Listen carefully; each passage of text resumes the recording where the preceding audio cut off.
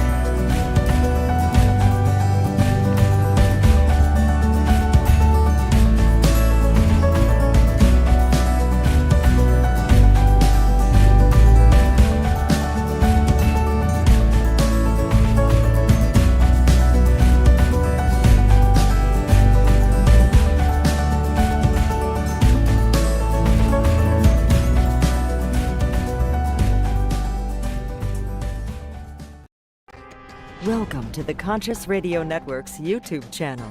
Become enlightened, have fun, and tell all your friends and family to share with everyone they know. You can find us on Facebook and stay up to date on our Facebook group, or find us on Twitter, Instagram, and TikTok. Our podcasts can be found on Libsyn, iHeart, Spotify, Google Podcast, and more.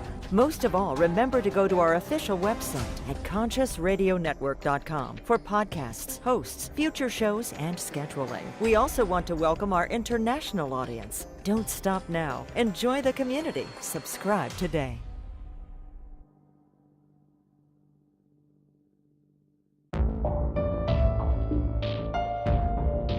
This is the Conscious Radio Network.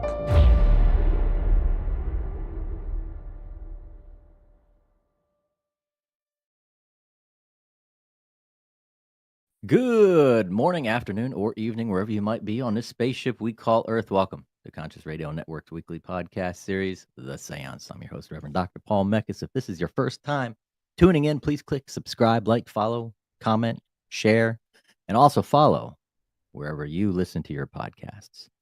Today, how to hack your development Today's guest has a mission in life, and that to talk to people about what inspires them and get them to follow their dreams. To do this, he hosts a podcast called Personal Development Hacks. Here he talks to his guests about what their dreams are, and he discusses their mindset and how to focus on achieving their goals rather than just setting them. Let's welcome to the show today, Todd Baker. Welcome. I'd say welcome back, and that is the truth. But that is true. But yeah, we're both here right now, so glad to be here. Thank you for having me on. You are very, very welcome. So let's jump into this. How do we hack our development, and how did you start this? So this started basically on my journey. This was about 7-8 years ago. I would, like most people, I woke up on January 1st, looked in the mirror, thought, I don't like that. Decided I need to lose weight. My resolution that year lasted all of 3 days because day 4, I live in Denver. It was snowing, cold. I didn't go for a walk. And instead of just kind of throwing my hands up, like I started thinking about why it was so easy to give up and why I let something like, a little bit of cold and some snow like stop me from something that was important to me. And I started asking myself why, and I kept digging and digging and digging. And what it boiled down to was my motivation was fleeting that day because of the snowflakes in the air, but my true inspiration and that fire that drove me and why it was truly important is my kids. They're 18 and 16 now. They were, 11 and 9 or something like that back then. And I didn't want to be the dad that couldn't participate in stuff with them. I didn't want to be the dad that, they would come to me and say, hey, we want to go camping. And I'd give them money for whatever and be like, yeah, you guys will go have fun, because I couldn't do it. I wanted to be the dad that was like, when they came to me and said, hey, let's go camping, I would be like, okay, let's get in the truck, let's go. And so that really, it became my true inspiration. And I talked to both of my kids about what I was doing, why I was doing it, why it was important to me, and especially their involvement in it. And from there, it's grown into what it is now, which is, I'm not the only one that went through this or goes through this or anything. So it's really about helping other people get out of motivation, get out of short-term, short-time type of goals, and really start thinking about your lifetime and what inspires you. And it can be an emotional process, because you're going to start asking yourself why things are important. And like every 5th grade elementary teacher tells you, you got to ask why 7 times before you get to the right answer. And so it's going to require some digging and some figuring out like what is actually at the core of why it was so easy for me to say what the goal was, but this is why it's actually important to me. Because while motivation is fleeting and it can lack on certain days, your inspiration, that core driver, it never leaves. And so those days where it's snowing, and my perfect example was 3 weeks after I started, I was downstairs cooking breakfast. My daughter comes down, it's snowing again. And she looks outside, she looks at me and she goes, Dad, are you going to go on your walk today? And I said, well, I'm going to see what the weather does, but yeah, I'll go today. And without even hesitating, she just looked me dead in the eye and goes, you mean now? And I was like, I do. Yep. And, ate some eggs real quick and put my stuff on and got out the door. So that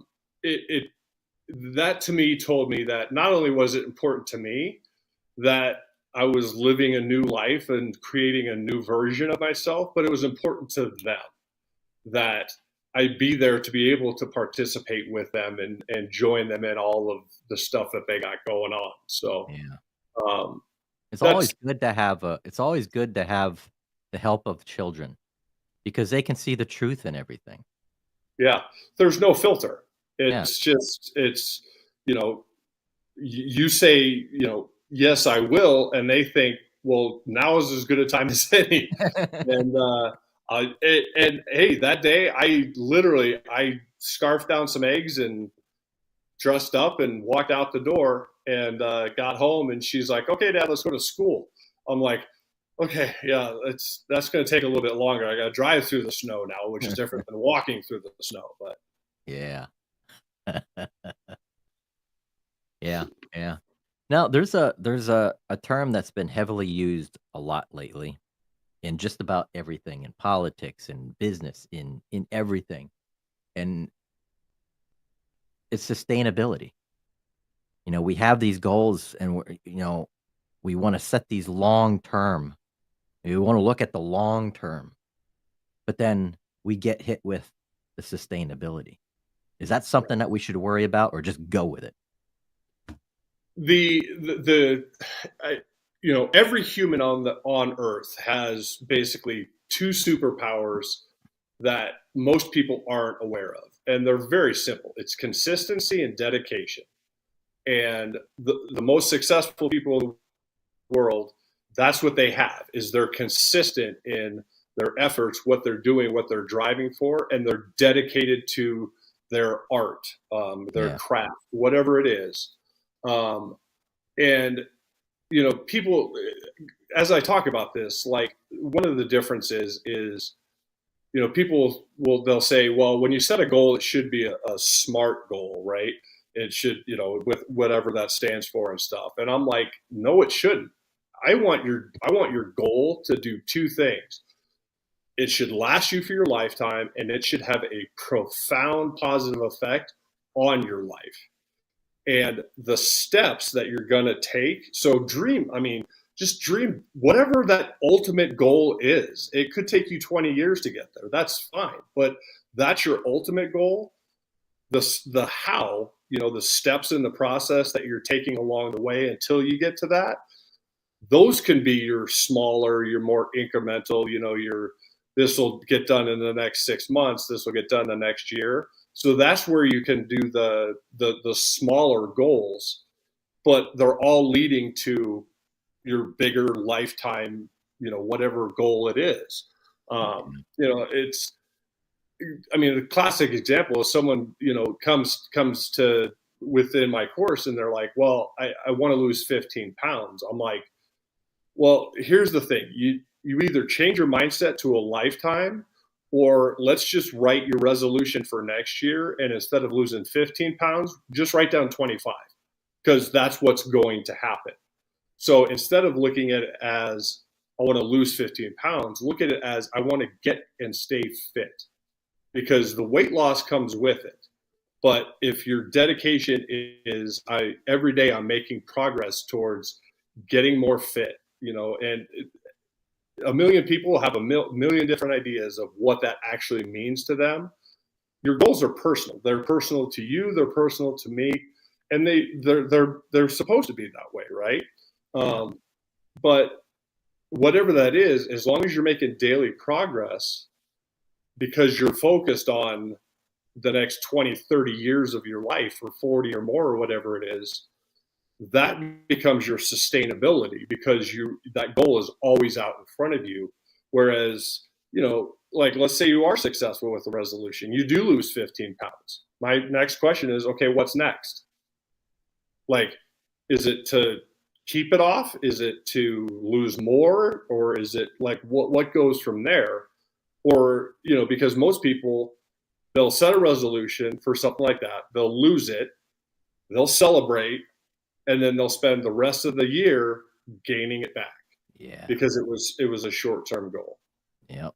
And that's where the sustainability comes in. They didn't sustain what Right. they're, after the goal was met, it's like, okay, now let's sustain that goal. Let's keep it. Right. Yeah. And that's where, that's where, instead of the losing weight, you look at it as a get and stay fit, because it's just a different way of phrasing basically the same thing. But Mhm. every day of your life, you can focus on getting fit. Not every day of your life can you focus on losing 15 pounds. you know? I mean, if you did, we'd all be ants at this point, just Yeah. crawling around. So, Yeah. Now, it seems like, especially the New Year's resolutions, everybody, so many people make them. So, and a lot of them are, I've heard a lot, and some of them are a little bit unrealistic, and some are really massive. Quit smoking, mhm. um, and go back to school, get a degree. And a lot of people out there just don't. What has been the most, with your experience and from others' experience from some of your clients? What has been that main factor of them not maintaining that and just quitting? So I read like three of Stephen Pressfield's book, and he talks about his stances as from a writer, but the lesson goes for everyone. As soon as you start a new something, be it quitting smoking or be it whatever that goal is, when you start it, that's your first adversary and consistent adversary is always resistance. And it's society telling you that you don't want to do this, or it's peer pressure and they're trying to drag you down, or you just look at it, you're like, well, life got in the way. And my response to that always is, you probably didn't do a good enough job drilling down to your why. Because if you found your true why, like, because people will say, I want to quit smoking, but I think like smoking is kind of a symptom, but it's not the root cause. Mm, And if you drill down to it, like, why is it important that you quit smoking? And okay, well, I don't want to be the only one that goes outside. Okay, why is that important to you? And you start getting into it, and all of a sudden, like, your why doesn't necessarily have to align perfectly with what your goal is, but it could be your family, it could be your friends, it could be, I don't want to live like, my dad smoked until he was X years old, and I don't want that life, whatever it is. But anytime that you're faced with that kind of that obstacle, that you're like, I can either quit or I can find a way around this. It's not a different. The choice isn't between hard and easy. Hard being keep going, and easy being just to revert. The yeah. choice is actually between hard and hard. It's hard to keep going, and it's probably, I would argue, actually harder still for you to give up, because not only do you now give up, now it's going to get worse, because now you're faced with the fact that you had been making progress, and now you're back to where you started, and all that stuff that you did was for naught, and now it starts to downward spiral. Yeah. So it's probably, the program that I offer is very simple, but it's not easy, right? Like, you're going to do work anytime you're going to go for a goal. But the why is probably the most difficult one, because where the why is born kind of in your brain, it doesn't translate well into words. So Yeah. you have to really think about, like, asking yourself that question and coming up with the right reasons. And it, like I said, it can be an emotional journey, because you're probably going to start thinking about family, friends, history of this, or a tragic event or something that is wanting you to change the trajectory of your life. So anytime you face that, it's, if you do quit, it's because you hadn't found your true inspiration yet. Yeah. Yeah. And I notice too, when it comes to bad habits, especially smoking. I'm an ex-smoker, and I would replace them with good habits, and it worked. And yes, Yeah. it did take some intervention, quite a bit of intervention, medicinal intervention, and holistic medicinal. So Yes. Yes. And I think I touched about that on the show, but now that also begs the question and also segues into the journey. It is a journey, It and is. I think people also one of the factors of quitting a particular goal or just dropping out is they don't enjoy the journey or they don't see the journey as a blessing. Right. Yeah. So, No, you're absolutely right. And I won't sugarcoat it. Like anytime you're starting something new that is really going to, like I said, change the trajectory of your life, it's not going to be fun, probably for a good couple months yeah. because it's new.